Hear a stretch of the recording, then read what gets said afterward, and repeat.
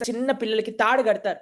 తాడు కట్టి దానిపైన ఒక కుండ, దానిపైన ఇంకో కుండ, దానిపైన ఇంకో కుండ పెట్టుకొని అన్ని కుండల పైన తాడు పైన ఇలా, ఇలా, ఇలా ఊగుతుంటారు. కానీ చేతిలో కర్ర ఉంటుంది. ఆ కర్రని బ్యాలెన్స్ చేస్తే మొత్తం మనం బ్యాలెన్స్ అయిపోతాం. అంతే కదండీ! అలా మనం జీవితంలో భగవంతుడితో కనెక్షన్ ఇదే బ్యాలెన్స్ మనకి. భగవంతుడితో కాని కనెక్షన్ ఉంటే మనం ఎంత భారం మోస్తున్నా సరే మనం కింద పడము. ఆ భగవంతుడితో కనెక్టివిటీ, ఆ బ్యాలెన్స్ ఉండాలి మనకంతే. ఇప్పుడు చూడండి కొన్ని కొన్ని సార్లు మనకి మొన్న ఒక నృత్య కార్యక్రమానికెళ్ళామనమాట మేము. రవీంద్ర భారతిలో జరిగింది. చాలా జరిగింది. అక్కడ ముందు గానం చేయటం ప్రారంభం చేశారు. గానం చేసే ముందు ఒకసారి తాళం సరిజూసుకోవాలండి అని మాకు సంగీతం పైన అంత అవగాహన లేదు. కానీ వాళ్ళు సా అని అంటూ అలా అలా సెట్ చేసుకొని, కొద్దిగా పెంచండి, తక్కువ చేయండి, ఇప్పుడు ఓకే అని పాడటం ప్రారంభం చేశారు. ఆ తాళము సెట్ చేసుకుంటే మిగతావన్నీ టక టక టక టక టక టక చేసేయొచ్చండి.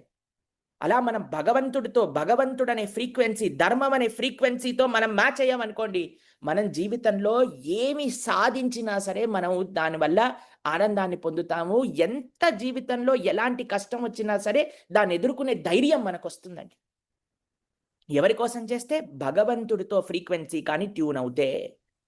భగవంతుడి ధర్మంతో కానీ మన ఫ్రీక్వెన్సీ ట్యూన్ అవుతే, ధర్మాన్ని కానీ మనం బ్యాలెన్స్ చేయగలిగితే, మిగతావన్నీ కూడా మనం సముపార్జన చేసుకోవచ్చును.